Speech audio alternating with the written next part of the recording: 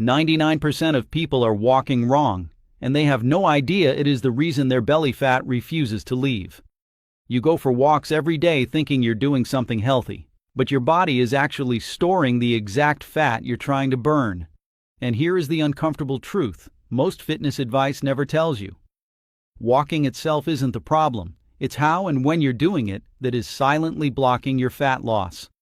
Because 99% of people never learn this one simple timing rule, they stay stuck for years without understanding why. You walk, you sweat, you stay consistent, yet your belly refuses to change, and that frustration builds until most people give up. But what if I told you the problem isn't your effort? It's the hidden rule of walking nobody is teaching you. And once you understand it, your body finally starts responding the way you always expected it to. This is not about walking more, it is about walking smarter, in a way that signals your metabolism to release stored fat instead of holding on to it. And most people never realize they are just one adjustment away from unlocking results they thought required extreme workouts or strict diets. So before you dismiss this, stay with me because what I am about to show you changes everything. Most people believe walking is the safest, simplest way to burn fat, but that belief is exactly why they stay stuck for years. They think more steps automatically mean more fat loss, and that any walk is good enough to change their body. But that assumption is completely wrong, and it quietly destroys their results without them even noticing. Because walking without structure does almost nothing for stubborn belly fat, even if you are hitting thousands of steps a day. The real problem is not movement, it is timing, intensity, and how your body responds hormonally after you eat. What most people never realize is that walking only fails for fat loss because of what is happening inside your body at the exact moment you do it. After you eat, your blood sugar rises, and your body releases insulin to store that energy. The problem is that insulin often stays elevated much longer than people think, locking your system into a fat storage mode instead of a fat burning one. So even if you go for a walk, your body is still prioritizing storage, not release. This is why so many people feel confused. They are doing the right habit, but getting the wrong result. And here is the part nobody talks about. Walking at the wrong time doesn't just do nothing. It can actually reinforce fat storage because your body is still processing food energy. That means your effort is being used in the least efficient way possible. You are unknowingly training your body to hold on to belly fat instead of burning it. The biggest reason people stay stuck is not that they don't walk enough. It's that they are walking at completely the wrong times without realizing it.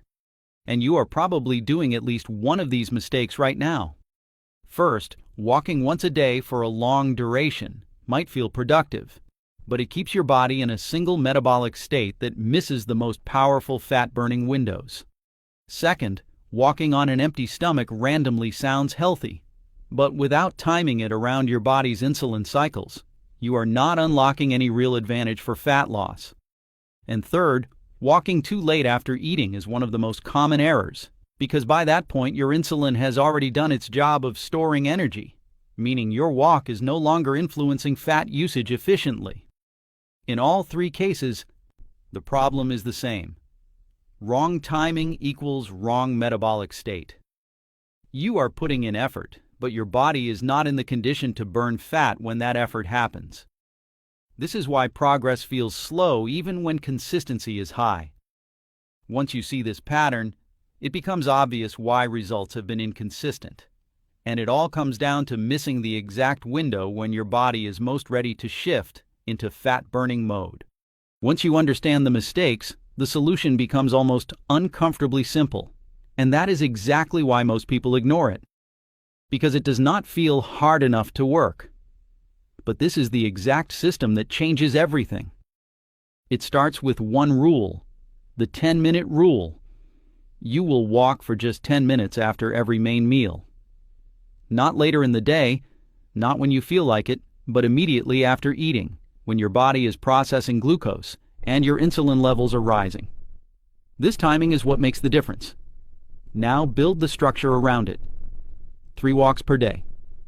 1 after breakfast, 1 after lunch, and 1 after dinner. That is it. No extreme workouts. No long exhausting cardio sessions. No overthinking. Just consistent, precise movement at the exact moments your body is most responsive. Here is why it works. After you eat, your blood sugar naturally spikes.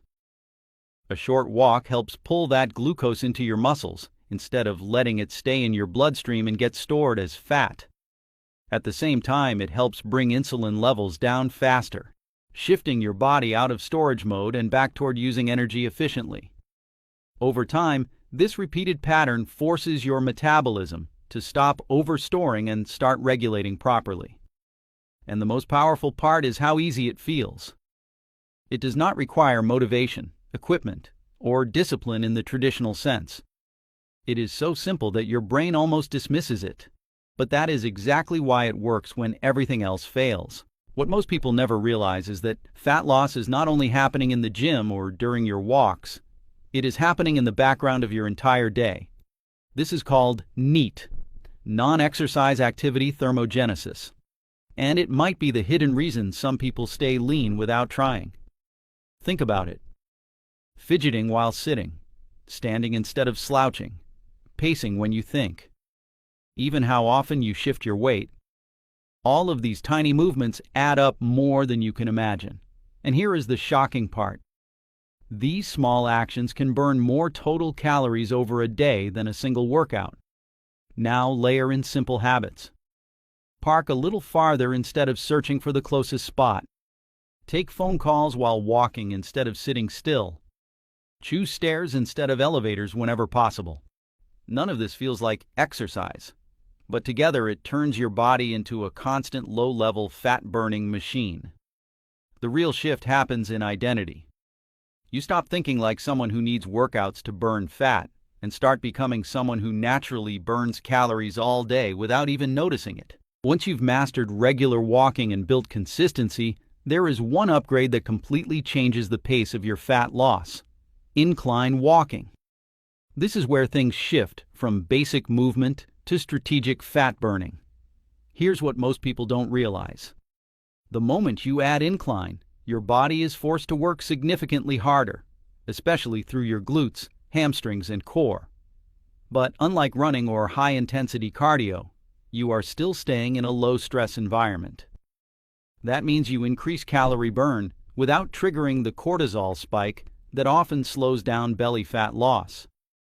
And this is where most people ruin the effect. They grab the rails, lean back, and instantly reduce the workload. The moment you do that, you are no longer training your body. You are outsourcing the effort. Keep your posture upright. Let your arms swing naturally. And if you cannot maintain control, lower the incline instead of cheating the movement. You may have seen the 12-3-30 trend. And while the numbers are not special on their own, the principle is powerful. Steady incline walking keeps your body working continuously in a controlled fat-burning zone. This is the next level layer that turns simple walking into a serious metabolic upgrade. Now here is where everything comes together. And I want you to treat this like a personal challenge, not just information. Because reading without action changes nothing. For the next 7 days, you are going to follow one simple rule. Walk for 10 minutes after every meal. That's it. Breakfast, lunch, and dinner. No overthinking, no perfect conditions, no excuses. And during those 7 days, pay attention to what actually changes. Not just your weight, but your energy, your bloating, how your clothes fit, how heavy or light your body feels. Most people are shocked by how quickly their body responds when timing is corrected instead of effort increased. And here's the key insight you need to remember. You don't need more effort. You need better timing. That one shift alone is what separates people who struggle for years from people who start seeing changes in days. Now I want you to commit to this for 7 days straight and see what happens for yourself. And once you do, you'll understand why this was never about walking more. It was always about walking correctly. If you found this helpful,